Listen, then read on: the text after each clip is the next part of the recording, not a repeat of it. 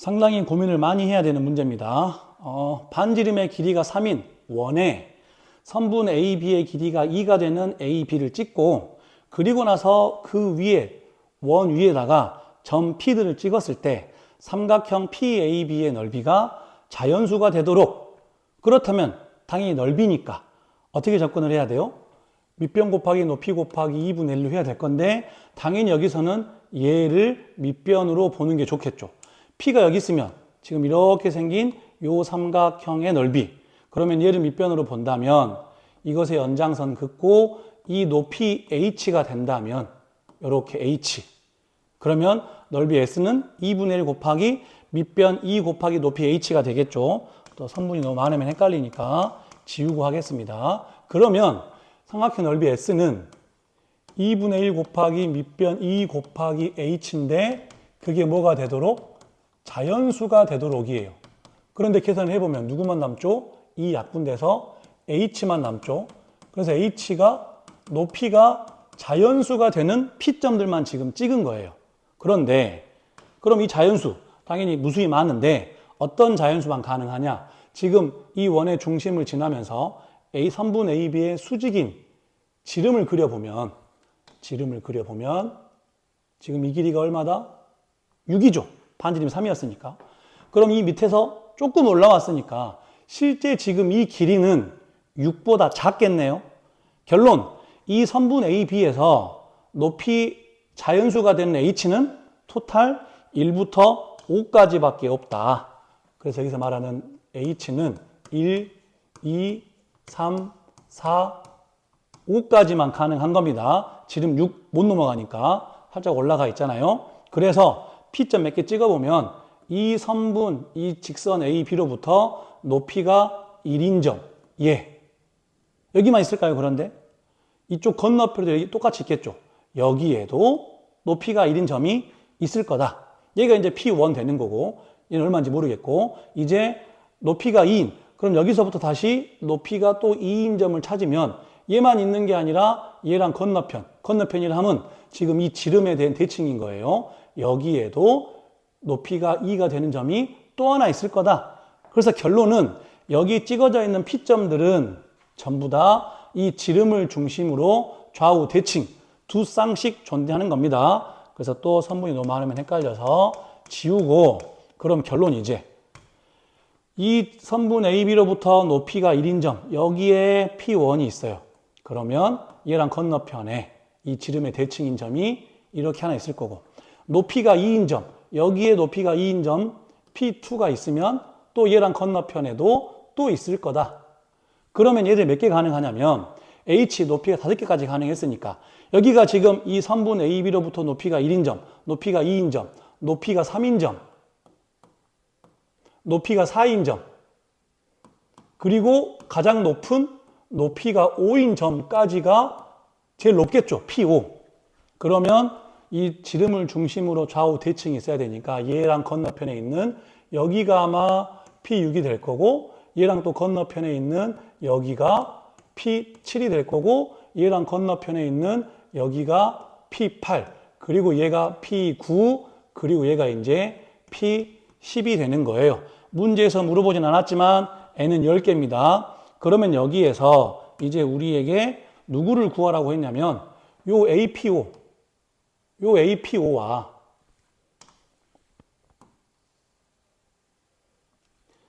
APO라는 선분과 AP6이라는 요 선분의 길이를 더한 다음에 제곱을 하래요. 이제 여기에서 과연 이 문제가 우리에게 어떤 내용을 물어보고 싶었는지를 좀 파악해 보면 좋은데, 지금 방금 전에 했던 내용 중에 어떤 언급을 했었냐면 여기에 있는 모든 P점들은 이 지름을 중심으로 좌우 대칭이었잖아요. 근데 A, B도 지금 좌우 대칭이거든요. 즉 여기에 있는 요 AP6은 누구랑 같냐면 P6의 대칭점인 P5와 A의 대칭점인 B, 즉 이거랑 같겠네요. 이거랑. 즉 여기에 있는 요 APO는 누구랑 같다? B, P5랑 같다. 이렇게.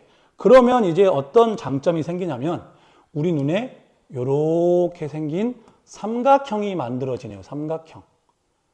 그런데 그 삼각형 중에 여기 2로 알고 있어요. 그리고 우리한테 요것과 요것의 길이를 언급을 했으니까 얘를 m이라고 하고 얘를 n이라고 하면 결국에는 APO 더하기 AP6인데 AP6이 BPO랑 같을 거니까 결국엔 얘는 누구랑 같다? m 더하기 n제곱을 구하라는 거하고 같겠네요. 다시 AP6이 얘가 BPO니까 이거. 그래서 지금 우리는 이제 이 분홍색과 관련된 삼각형으로 접근을 할 겁니다. 그러면 지금 삼각형 입장에서 외접원이 있는 거잖아요. 외접원. 그리고 그 외접원에 심지어 반지름까지 알려줬다. 왠지 무슨 냄새가 난다? 사인 법칙 냄새가 나겠네요. 결론 이 문제는 사인 법칙, 코사인 법칙 관련된 문제입니다.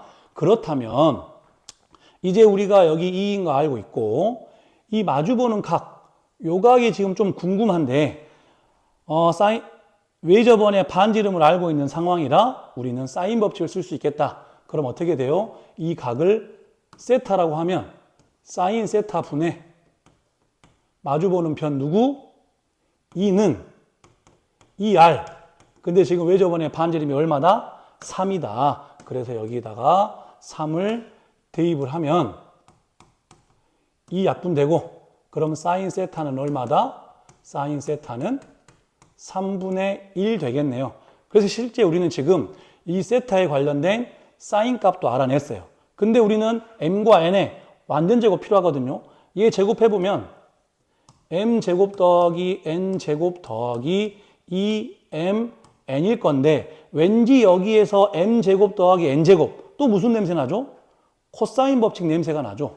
그래서 이번에는 이 분홍색 삼각형에서 코사인 법칙을 적용해 볼 겁니다. 그럼 요놈의 제곱, 즉 2의 제곱은 누구?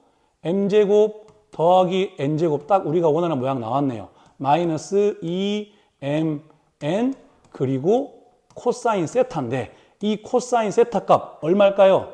방금 전에 사인 세타 값을 3분의 1로 알았으니까 사인 제곱 더하기 코사인 제곱은 1, 즉 얘 제곱이 9분의 1이잖아요. 그럼 코사인 제곱은 얼마다? 9분의 8이 돼야 되고 그러면 코사인은 뿔마 3분의 2 루트 2일 건데 지금 세타가 예각이니까 그럼 이 코사인 세타 값은 얼마다? 이 코사인 세타 값은 3분의 2 루트 2가 된다. 여기까지 이해되죠?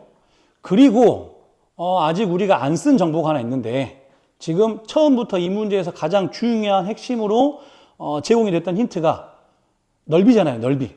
그러면 요 삼각형의 넓이는 당연히 밑변 2고 지금 이 P5라는 점은 높이가 얼마인 점이에요? 높이가 5인 점이죠. 그래서 노란색으로 한번 해보겠습니다. 넓이 문제니까 넓이 S는 2분의 1 곱하기 밑변 2 그리고 지금 높이가 5인 점들이니까 이렇게 될 건데 우리가 또 넓이 어떻게 구할 수 있죠? 2분의 1 AB 사인 세타니까 여기 양옆에 m과 n 그럼 어떻게 되죠? m, n 그리고 그 사이각인 사인 세타 되겠나요? 그러면 여기 2분의 1 약분되고 그럼 얘 10은 mn 남고 그리고 방금 전에 사인 세타 얼마로? 3분의 1로 구해놨으니까 그러면 얘 올려서 곱하니까 mn 얼마 나와요? 30 나오죠. 30. 그래서 여기서 지금 요 mn 값은 30으로 알아냈어요. 그럼 얘 얼마다? 얘는 60이겠네요. 60. mn 30이니까 이제 그럼 우리는 얘만 알아내면 되는데 얘를 또 어디서 할 수 있느냐? 이거 계속 해야죠. 이거. 그래서 얘 좀 내리고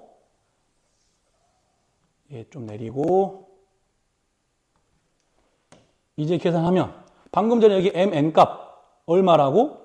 30으로 지금 알아놨으니까 그럼 전개하면 4는 m제곱 더하기 n제곱 마이너스 여기 3이랑 여기 30 약분시키면 10 남잖아요.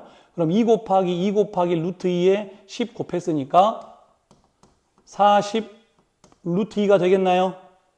그러면 이제 여기 m제곱 더하기 n제곱은 얘 이항한, 그럼 얘는 뭐다? 4 더하기 40 루트 2가 된다. 그래서 결론은 얘랑 얘 더해야 되니까 얼마 나오죠? 64 더하기 40 루트 2가 돼서 문제에서 말하는 A 값은 64인 거고 B 값은 40이 되겠네요. 그래서 A 더하기 B는 104가 된다.